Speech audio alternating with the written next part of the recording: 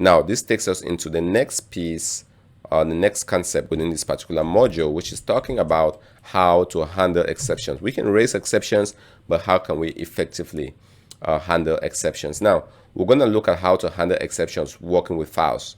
We saw how to handle exception in module 900 by working with user input. So if we're working with files, we can always handle exceptions too as well. So we're going to start again with a simple try statement. We're going to have a file path in here, and we're going to set that to a specific value. If I can grab that value, then we're going to set our file path to that value.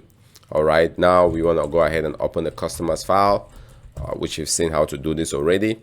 And so simply open up the file, and we want to give it the file path. And what we want to do, we want to read from that file. So very simple, straightforward way to open a file and to read from it within Python. Now I can go ahead and print on the screen. So I can simply print customers.read. All right, and this will read from that file and print it to the screen. Now what if there's an error? All right, and since we're working with files, there could be an exception, and in this case we might expect an IO exception. Reading from a file is an IO task, right? Input output task.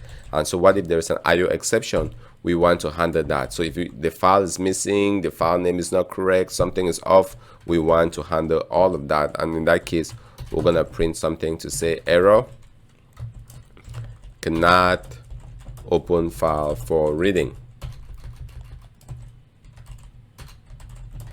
Please try again. So maybe there's something that affects that file. We can simply raise or handle that exception to say cannot open file for reading. Please try again. Else we can now print the result of that file. We can print confirmation.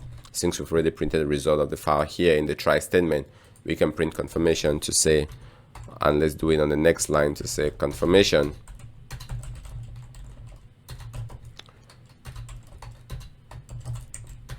The file was read successfully. All right, if we can successfully read the file, then we go ahead and print confirmation. So let's actually see the file I'm looking at, customer one.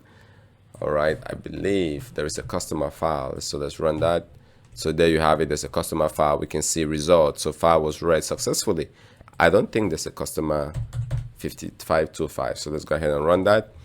Boom. So that file doesn't exist. It hits my IO error. So there's an IO error, and instead of just bombing, it comes with a very nice message and tells me error, cannot open that file, please try again. So this is very similar to the way we handled an error coming from the user. So if the user gave us a string instead of a number, we were able to handle that very smoothly. Again, here working with files, if we don't get what we're expecting, we can also handle that very smoothly by using try and exception. All right, so think about files, especially when you're working with files. You always have to have at the back of your mind, what if the file isn't there? What if I cannot open the file? What if I don't have permissions to deal with the file? Those will all cause IO errors, right? And you should be able to handle that so your program doesn't just fail and corrupt.